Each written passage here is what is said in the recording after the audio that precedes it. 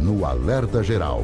Bate-papo político com os jornalistas Luzenor de Oliveira e Beto Almeida. Semana começa com mais movimentação nos bastidores políticos, com as costuras para a montagem de palanques nas eleições presidenciais e na disputa ao governo do estado. Quem chega agora para abrir o bate-papo político com essa agenda da semana e o movimento dos bastidores políticos é o repórter Sátrio Salles. As articulações para a formação de alianças na corrida pela presidência da República têm reflexos diretos nas conversas que dirigentes regionais mantêm para a montagem do palanque e das chapas que irão disputar o governo do estado, a Assembleia Legislativa e também Câmara Federal.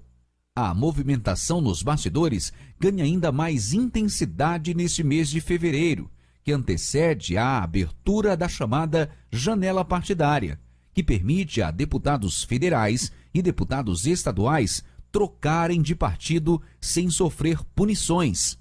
A semana tem ainda expectativa sobre os desdobramentos das articulações sobre o destino do União Brasil, sigla que tem hoje 71 deputados federais e, nas eleições, ficará com um fundo eleitoral de quase R$1 bilhão. No cenário nacional, o Republicanos, braço político da Igreja Universal, é cobiçado pelo ex-presidente Lula e pelo presidente Bolsonaro. E no Ceará, a sigla deve ficar livre para apoiar um candidato ao governo do estado que apresente melhores condições para o partido ampliar as suas representações na Câmara Federal. São informações dos bastidores políticos que ficam ainda mais agitados na corrida eleitoral. Do Ceará agora para o Jornal Alerta Geral, Sátiro Salles. Estamos, jornalista Beto Almeida, há pouco mais de 2 semanas para a abertura da chamada janela partidária. E para você, ouvinte internauta, esse período denominado de janela partidária é uma brecha que a legislação eleitoral criou para permitir que deputados federais e estaduais e distritais, no caso de Brasília, eleitos em 2018, possam mudar de partido sem sofrer sanções, sem sofrer ameaça da perda de mandato. Então, a partir do dia 2 de março até o dia 1º de abril, vai haver uma troca-troca de partidos envolvendo todas as siglas. E a movimentação nacional, jornalista Beto Almeida, tem reflexos diretos no Ceará. Nós tivemos, no final de semana, um novo encontro entre o presidenciável Luiz Inácio Lula da Silva e o ex-governador Geraldo Alckmin para a formação de uma chapa PT e provavelmente PSB. Mas, de outro lado, o presidente da Executiva Nacional do PSD, Partido Social Democrático, Gilberto Kassab, também avançou nas conversas com a possibilidade de apoiar o presidenciável Luiz Inácio Lula da Silva no primeiro turno. E tem mais, Beto Almeida. O governador de São Paulo, João Dória, continua sofrendo pressões para retirar a candidatura à presidência da República. E nesse cenário todo, tem também impacto na vida dos deputados federais desses partidos que, diante das dificuldades para se reeleger, querem trocar de partido, querem mudar o rumo partidário já agora no mês de março. Jornalista Beto Almeida, bom dia. Beto Almeida, a análise política com credibilidade e isenção. Bom dia novamente, Luzenor. Esse cenário que você desenhou aí rapidamente mostra como andam o nível de fervura no tabuleiro da política, como se diz. As articulações andam alcançando aí temperaturas altas e vai continuar nesse ritmo, como você falou, até o começo dessa janela partidária e o fim dela, que é começo de março e comecinho de abril, ou seja, um mês que tem para essa movimentação se consolidar. E aí tem detalhes, Luzinor. Você falou bem, todos esses impactos que estão ocorrendo em relação a essas articulações, lógico que tem reflexo aqui no estado do Ceará. Vamos lá, você citou, por exemplo, o caso do Republicanos. O Republicanos, que é o partido aqui da Igreja Universal, que tem o vereador Ronaldo Martins como presidente da sigla no estado do Ceará, que é candidato à reeleição, ele hoje faz um caminho de volta, vamos dizer assim, de reaproximação com o grupo governista. Isso porque em nível nacional, o Republicanos, que é comandado pelo Marcos Pereira, que é o homem de confiança do Edir Macedo para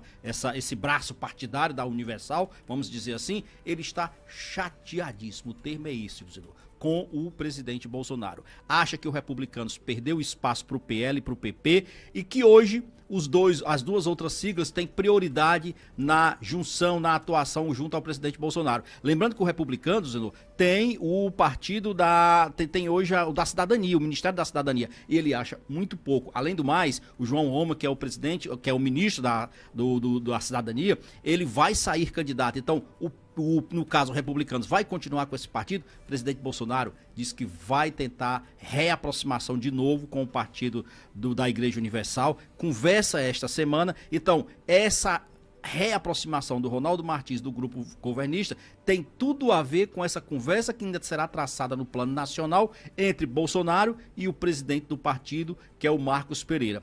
Tratando também dessa questão do PL, é outro ponto onde o nacional tem reflexo no local.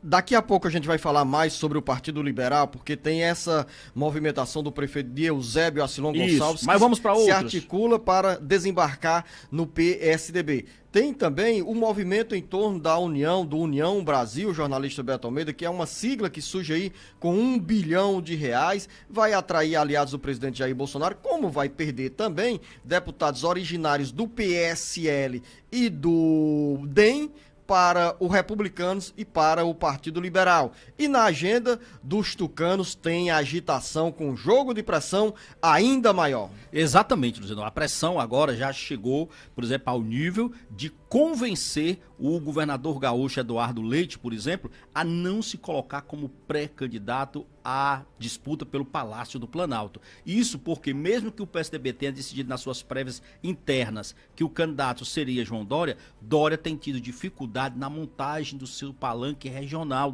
nas regiões. Aqui mesmo no estado do Ceará tem uma dificuldade para a formação de palanque para o Dória, como também existe em Minas Gerais, como também existe em próprio São Paulo, está dividido, como existe em Paraná, enfim, há uma dificuldade. Então, o que foi criado dentro dessa disputa interna aí? O Dória trabalhou com o presidente nacional do partido esse final de semana, Bruno Araújo, que esteve conversando com o governador gaúcho, e o seguinte, Luciano, a tendência é Eduardo Leite, o governador gaúcho, permanece no PSDB, não aceita convite do PSD de Kassab para ir para nenhuma sigla e mais ainda, contrariando o discurso que ele tinha dito anteriormente, ele poderá sim sair candidato a governador do Rio Grande do Sul, ou seja, a própria reeleição, fato que ele abominava, que ele dizia que não queria, que era compromisso dele, inclusive isso facilitou a relação dele com os deputados estaduais lá no Rio Grande do Sul, aprovou muitos projetos. No entanto, o PSDB faz a seguinte leitura: se não for o Eduardo Leite, ele corre o risco de perder o comando do estado no Rio Grande do Sul. Então a tendência hoje é que Dória retirou a rejeição que existia, ou não é a rejeição, vamos dizer assim, o maior adversário interno dele, que era a possibilidade de Eduardo Leite sair candidato. Vamos aqui, Luciano, no caso que você citou, do Lula. Beto, como reflexo dessa movimentação nacional do PSDB, que tem a presença do senador Tasso Gereissati, você não se aprofundou aí no aspecto de que existem essas pressões para a retirada da candidatura de João Dória à presidência da República, e nesse movimento está o senador Tasso Gereissati, porque há uma preocupação. Por exemplo, o PSDB hoje do Ceará tem um deputado federal, Danilo Forte. E o Danilo já está de malas prontas para deixar o PSDB, porque considera que com apenas 2 ou 3% de intenções de votos, o João Dória, como candidato à presidência da República, não irá ajudar do ponto de vista eleitoral a puxar votos para os candidatos do PSDB à Câmara Federal. Isso não apenas no Ceará. Então, como reflexo dessa movimentação nacional aqui para o Ceará, o ninho tucano tende a ainda ser mais esvaziado. Com certeza, Luciano. Na realidade é o seguinte, essa dificuldade que o Dória enfrenta nos outros estados e aqui no Ceará mostra como que isso vai ser. Por exemplo, o senador Tasso Gereissati tem sim defendido que o Dória não está conseguindo capitalizar todo o seu esforço de ser esse nome da terceira via. Então, diante disso, a pressão para que o Dória desista, para que haja um outro nome de terceira via, ele permanece. Mas o Dória, ele diz o seguinte: não existe a palavra, Luciano, desistir no vocabulário dele. Não existe a palavra renunciar ao direito de sair candidato à presidência da República no dicionário dele. E ele disse que vai até o fim, até onde isso for possível. Mesmo que mais adiante seja possível avaliar como seria uma terceira via.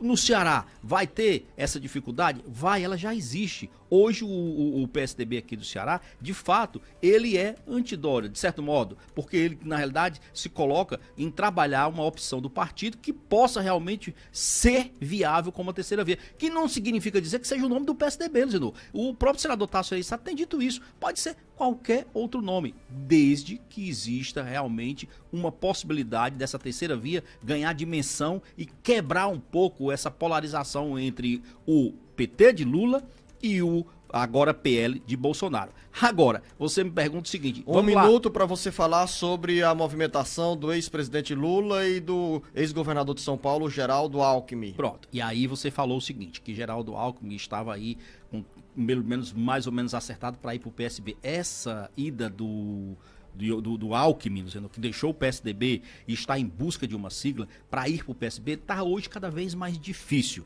Isso por conta exatamente da montagem de palanques regionais. O PSB quer formar uma federação com o PT, com o PCdoB, mas com